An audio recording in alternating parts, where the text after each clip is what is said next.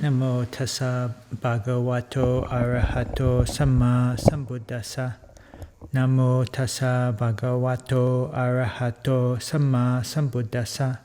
Namo tassa bhagavato arahato samma sambuddhassa. So, continuing with Buddhadhamma by P.A. Payutto, Chapter 11, Happiness, translated by Robin Moore. And today I will be reading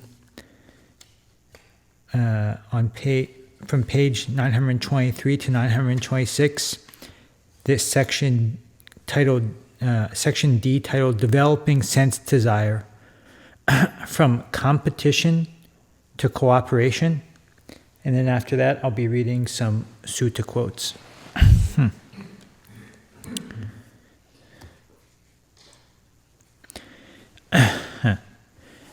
In regard to sense desire, which is tied up with selfishness, when people develop the four divine abidings and their minds begin to radiate these qualities outward, their selfishness is reduced. They will not be exclusively caught up in trying to obtain things in order to seek personal gratification. Now they also begin to consider the happiness of others. This wholesome desire, along with the happiness of seeing others possess attractive physical features, good health, contentment, etc., acts as a counterbalance to selfish impulses. The wish for others to be happy is a form of loving kindness, metta, a form of friendship, metta. The wish for them to be free from suffering is compassion, karuna.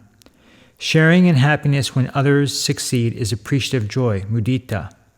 And when others have the potential to make mistakes, one wishes for them to abide in righteousness and correctness.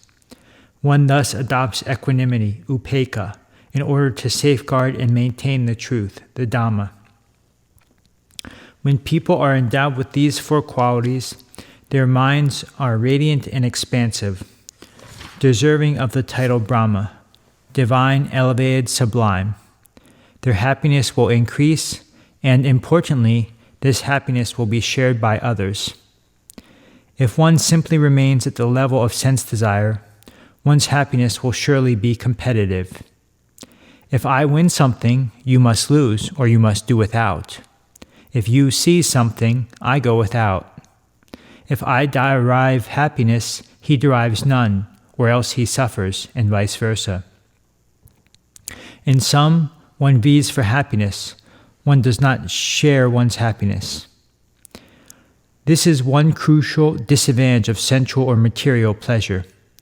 The reason the world is so troubled, so full of oppression, brutality, and killing is because of this scramble for sense pleasure. As a response, people need to develop themselves in order to reduce the dangers of sense pleasure and increase the blessings of higher forms of happiness.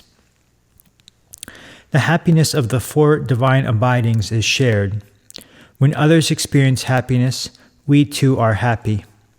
A mother is not happy until her children are happy. Once they are happy, she too is happy. This is a shared collective happiness. Here, one has developed happiness to another level, to social happiness. One has graduated from a competitive form of happiness, where everyone simply fends for himself and vies for limited objects, to a shared collective happiness. This is also a crucial stage for ethics, helping to promote true peace in the world. The Buddha gave great emphasis to developing social happiness, especially in the context of the four divine abidings. The four divine abidings help in developing the quality of one's mind, but for real success, one needs to also practice the four bases of social solidarity, Sangha Watu, and the six virtues conducive to communal life, Saraniya Dhamma. Because the management of sense desire is linked to the development of social happiness, it needs to be included in this discussion. The Buddha encouraged people to manage sense desire in a correct, righteous fashion, free from harm. At the very least, One should minimize the danger of sense desire and use it in positive, beneficial ways. The Buddha acknowledged that sense pleasure is a form of happiness. He went on to say that it has advantages, asada, and disadvantages, adinawa, and that there exists a way out, nissarana, or a solution to sense pleasure. In other words, a way to escape from its disadvantages. Indeed, the escape from sense desire is precisely development of higher forms of happiness, beginning with the development of social happiness. There is no problem here if one still delights in sense pleasure. Along with the restraint of keeping the 5 precepts, the cultivation of social happiness prevents people from getting overly caught up with themselves and from competing with others. Instead, there will be more mutual assistance and cooperation. At the same time, people will experience another form of happiness which is more stable and enduring than sense pleasure. Many people are unaware that the habitual pursuit of personal gratification eventually leads to being more susceptible to suffering. And this susceptibility to suffering fosters an inclination to suffer. Let us return to the subject of shared happiness. To begin with, when one sees others happy and well, one shares in their happiness, a feeling which is referred to as loving kindness, metta. Next, one wishes for others to be free from suffering and cured from illness, and one shares in their happiness when they escape from these problems. This is referred to as compassion, karuna. Compassion has other additional benefits. Imagine that one falls ill and experiences great discomfort.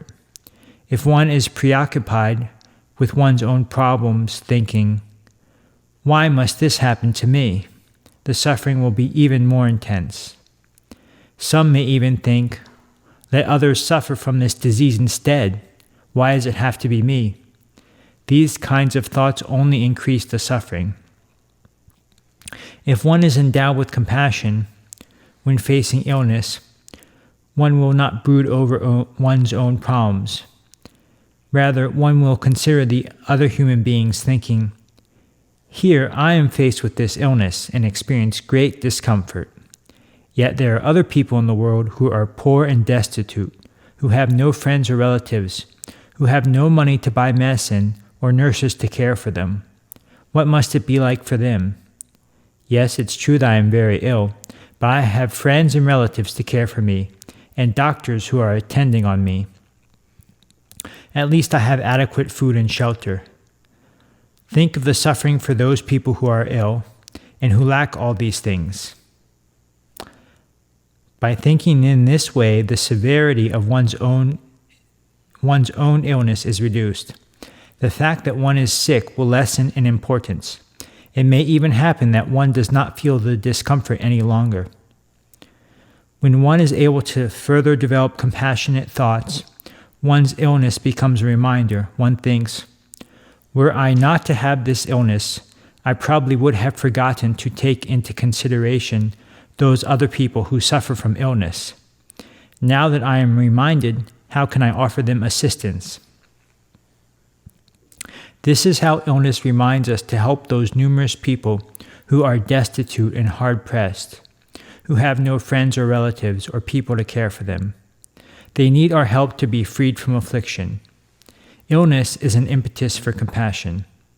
Besides spurring us to look for ways to help others, our own suffering will be abated and sometimes even disappear.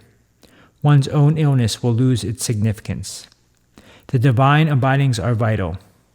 They do not simply remain as passive emotions in the mind, but actively bear fruit in far-reaching ways. The Buddha stressed their cultivation, and the source or root of this spiritual development is wholesome desire, chanda. In this chapter, the focus has been on wholesome desire in a social context as one way of describing the importance of this spiritual factor. Besides teaching people how to manage sense desire, which has the potential to create intense suffering, one also needs to encourage people to develop social happiness by having them cultivate wholesome desire in respect to others through kindness, compassion, appreciative joy, and equanimity. In this way, people will share their happiness with others, and they will be impelled to offer mutual assistance. At the very least, it will help to offset and reduce the harmful effects of sense desire. So that's the Buddhadhamma reading for today. And also, I'd like to note, minor, that it was mentioned earlier that P.A. Payutto himself had quite a lot of health challenges throughout his life. So he very well may be speaking from personal experience about how to work with illness. And now I'll be reading various suttas. These are translations by Ajahn Jeff that I obtained from the website dhammatalks.org. The first one is an excerpt from the Ṭhitapañño 4:15, the rod embraced. When embraced, the rod of violence breeds danger and fear. Look at people in strife. I will tell how I experienced terror. Seeing people floundering like fish in small puddles, competing with one another. As I saw this, fear came into me. The world was entirely without substance. All the directions were knocked out of line. Wanting a haven for myself, I saw nothing that was not laid claim to. Seeing nothing in the end but competition, I felt discontent. And then I saw an arrow here, so very hard to see, embedded in the heart. Overcome by this arrow, you run in all directions, but simply on pulling it out, you don't run, you don't sink. So now I'll be reading Dhammapada, chapter 15, which is Happy. It's the title of the chapter. How very happily we live, free from hostility among those who are hostile. Among hostile people, free from hostility we dwell. How very happily we live, free from misery among those who are miserable. Among miserable people, free from misery we dwell. How very happily we live, free from busyness among those who are busy. Among busy people, free from busyness we dwell. How very happily we live, we who have nothing. We will feed on rapture, like the radiant gods. Winning gives birth to hostility. Losing, one lies down in pain. The calmed lie down with ease, having set winning and losing aside. There's no fire like passion, no loss like anger, no pain like the aggregates, no ease other than peace. Hunger, the foremost illness. Fabrications, the foremost pain. For one knowing this truth as it actually is, unbinding is the foremost ease. Freedom from illness, the foremost good fortune. Contentment, the foremost wealth. Trust, the foremost kinship. Unbinding, the foremost ease. Drinking the nourishment, the flavor of seclusion and calm, one is free from evil, devoid of distress, refreshed with the nourishment of rapture in the Dhamma. It's good to see noble ones, happy their company always. Through not seeing fools constantly, one would be happy. For living with a fool, one grieves a long time. Painful is communion with fools, as with an enemy, always. Happy is communion with the enlightened, as with a gathering of kin. So, the enlightened man, discerning, learned, enduring, dutiful, noble, intelligent, a man of integrity, follow him, one of this sort, as the moon the path of the zodiac stars. This is Anguttara Nikaya, Book of the Sixes, number 13. This is the escape from ill will. Goodwill as an awareness release. This is the escape from viciousness. Compassion as an awareness release. This is the escape from resentment. Empathetic joy as an awareness release. This is the escape from passion. Equanimity as an awareness release. Now I'll be reading an excerpt from Samyutta Nikaya 42.8, which is the Conch trumpet blower, and it's a good sutta. It's sometimes mentioned here about how to relate to one's past unskillfulness. A disciple with faith in the Tathagata reflects. The Blessed One in a variety of ways criticizes and censures the taking of life and says, abstain from taking lives. There are living beings that have killed to a greater or lesser extent. That was not right. That was not good. But if I become remorseful for that reason, that evil deed of mine will not be undone. So reflecting thus, he abandons right then the taking of life, and in the future refrains from taking life. This is how there comes to be the abandoning of that evil deed. This is how there comes to be the transcending of that evil deed. He reflects, the Blessed One in a variety of ways criticizes and censures stealing, indulging in illicit sex, the telling of lies, and says, abstain from the telling of lies. There are lies that I have told to a greater or lesser extent. That was not right. That was not good. But if I become remorseful for that reason, that evil deed of mine will not be undone. So reflecting thus, he abandons right then the telling of lies, and in the future refrains from telling lies. This is how there comes to be the abandoning of that evil deed. This is how there comes to be the transcending of that evil deed. Having abandoned the taking of life, he refrains from taking life. Having abandoned stealing, he refrains from stealing. Having abandoned illicit sex, he refrains from illicit sex. Having abandoned lies, he refrains from lies. Having abandoned divisive speech, he refrains from divisive speech. Having abandoned harsh speech, he refrains from harsh speech. Having abandoned idle chatter, he refrains from idle chatter. Having abandoned covetousness, he becomes uncovetous. Having abandoned ill will and anger, he becomes one with a mind of no ill will. Having abandoned wrong views, he becomes one with right views. That disciple of the noble ones, headman, thus devoid of covetousness, devoid of ill will, unbewildered, alert, mindful, keeps pervading the first direction with an awareness imbued with goodwill, compassion, empathetic joy, equanimity. Likewise the second, likewise the third, likewise the fourth.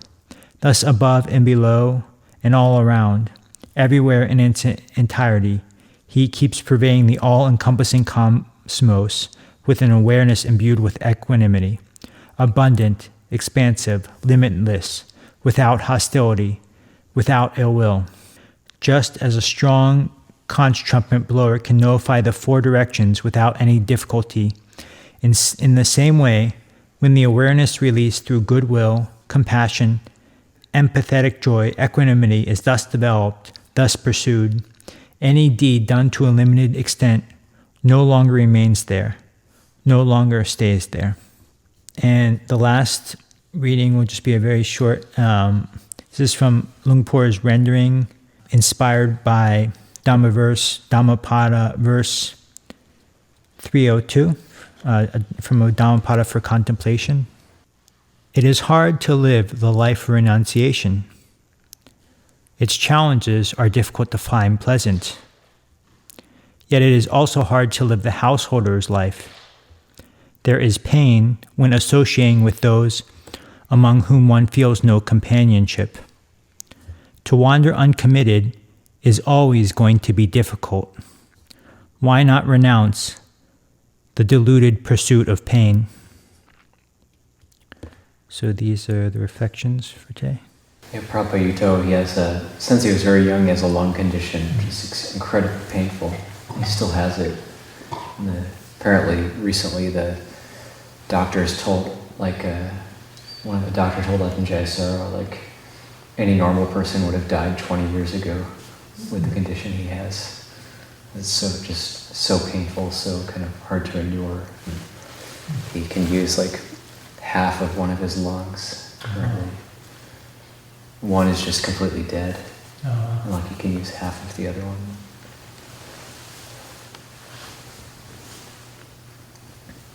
And if he can't move his neck very much, or else he passes out. If he turns his head too much, he'll just pass out. But he's incredibly bright, incredibly radiant. Did you ever meet Payutto? I never did, no. Yeah. We saw him with the Calm group too. Yeah. That was the first time I saw him. He gave a Dhamma talk. No, I haven't had that good fortune. His picture's in the abbot's office, right? Yeah. To the left of the door. Yeah. Yeah, the Conch trumpet blower is a great sutta. I've often mentioned it, but it was very a source of solace in my third year when I was at Chithurst and was feeling all sorts of remorse for past deeds. A lot of stuff coming up, and one of the monks there said, "You need to read this sutta." It really provides a lot of practical reflections and hope, that one can overcome the remorse, regret.